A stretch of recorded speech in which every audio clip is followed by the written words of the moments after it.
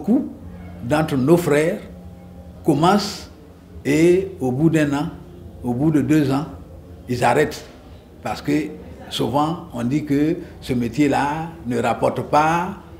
Et donc, mais nous, par la grâce de Dieu, nous avons pu travailler pendant 10 ans. Et jusqu'à aujourd'hui, cela va bien. Voilà, les populations ont toujours besoin de nous. Et donc, nous bénissons le Seigneur de nous avoir fait la grâce afin de pouvoir toujours satisfaire la population qui vient nous voir. L'unité de Bassam est là, c'est la maison mère. Et donc, c'est là-bas que nous préparons tous les produits que nous distribuons partout en Côte d'Ivoire. Et donc, Bassam a grandi encore, oui, parce que nous avons construit d'autres maisons de préparation de nos médicaments. Au fur et à mesure qu'il y a de nouveaux cabinets qui s'installent, il faut agrandir la production. Nos médicaments ne sont produits nulle part ailleurs en Côte d'Ivoire et dans le monde. C'est nous seuls qui produisons nos médicaments. Et donc, pour ne pas que le médicament change, alors nous sommes tenus de rester à Bassam. Parce que nous avons commencé la production de nos médicaments avec l'eau de Bassam. Alors, si demain on va s'installer à Boaké pour produire le même médicament, puisque ce n'est pas la même eau, certainement qu'il va y avoir quelque chose qui va changer. C'est pour ça que nous sommes à Bassam. Le cabinet de Bassam existe toujours. Là-bas, je donne même 2 jours à mes malades qui viennent me voir à Bassam. Alors que dans les autres cabinets, je fais 1 jour. Malheureusement, je ne peux pas être à l'intérieur du pays. Mais dans tous les cabinets d'Abidjan, j'ai un jour pour chaque cabinet. Pour ne pas dire que, bon, il a fait des cabinets et puis il a mis les médecins. Et... Non, non. Donc, je viens dans un quartier pour visiter nos patients. Oui, à Bobo, parce qu'à Bobo nous a offert une maison. Voilà, cette grande bâtisse-là nous a été offerte par une famille. Et alors, là où nous devons payer peut-être 1 million de francs de mensualité, on ne paye rien. On nous a demandé de restaurer le bâtiment et puis de l'utiliser pour soigner la population. Alors un tel cadeau, je dis que ça ne peut venir que du ciel.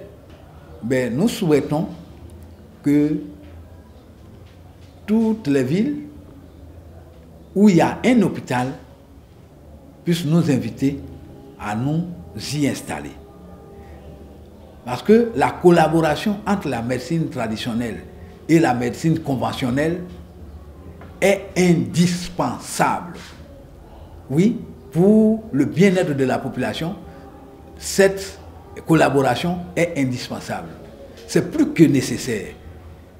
Parce que moi, je ne fais pas les analyses. Alors, quelqu'un qui a le diabète, qui vient me dire que je suis diabétique, comment est-ce que je vais lui prescrire le médicament si on n'a pas fait de dosage? Celui qui est à 1,20 de glycémie ne peut pas prendre la même dose que celui qui est à 0,90. Et celui qui est à 1,80 ne peut pas prendre la même dose que celui qui est à 3. Et donc, il faut absolument que la médecine conventionnelle nous fasse ces analyses-là afin de nous permettre de prescrire à bon escient. C'est pour ça que vous voyez que nous travaillons avec des médecins. Oui, sortis du CHU, on ne nous a pas interdit de nous adjoindre des médecins pour continuer la collaboration. Donc, que nous soyons au CHU, que nous soyons dans nos cabinets privés, nous collaborons toujours avec la médecine conventionnelle. Comme nous voulons apporter notre participation au bien-être de la population, après 3 mois, oui, l'administration nous a fait sortir du CHU et nous avons attendu 45 jours. Je fais comme on fait tous les papiers, 45 jours. Comme je ne les voyais pas venir, j'ai adressé un courrier au ministre de la Santé. Et alors, j'ai attendu encore 45 jours, donc ça fait 3 mois d'attente que j'attends que l'administration nous rappelle au CHU. Parce que nous nous sommes disposés ce n'est pas une question d'argent, notre collaboration avec le CHU. C'est une question de santé.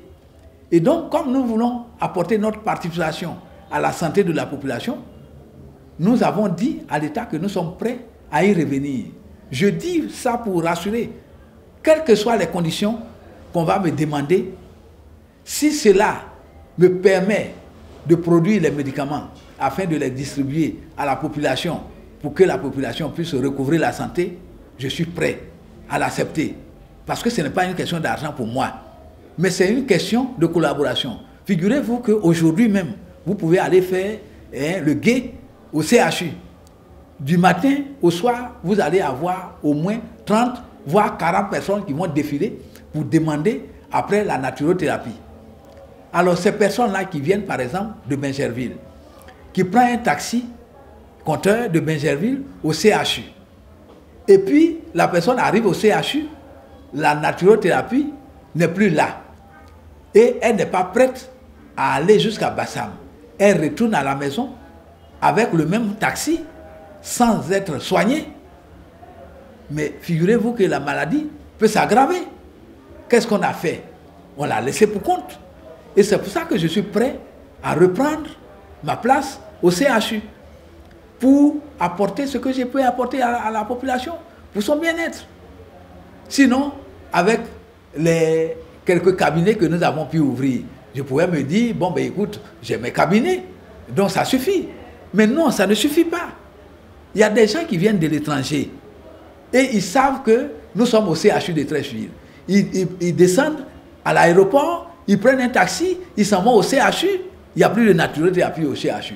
Ils ne connaissent pas la Côte d'Ivoire. On leur dit, il faut aller le trouver soit à Koumassi, soit à Bassam, soit...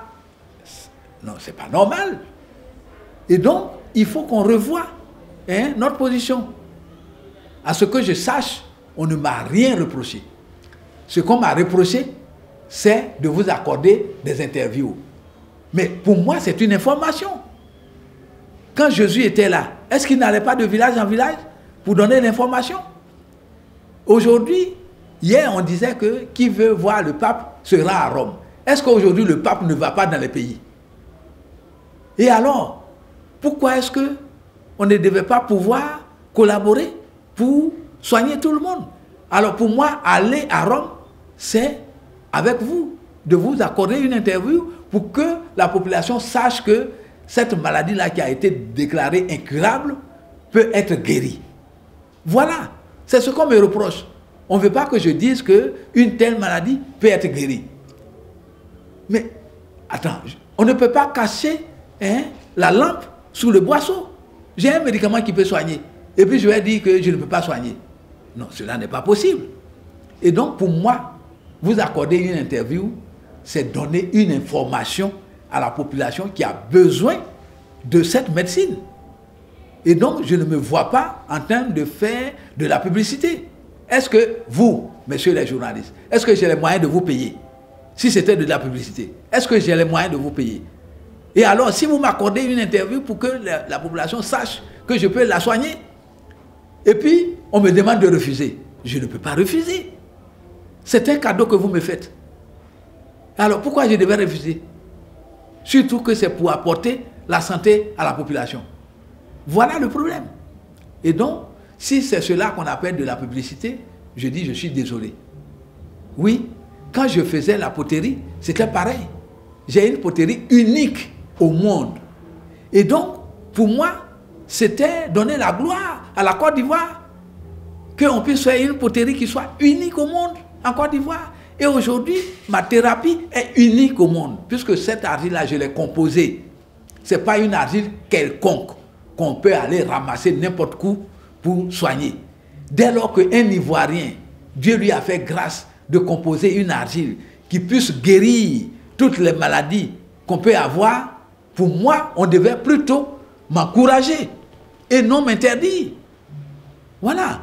Et donc, cette rupture de collaboration, je répète, c'est une erreur.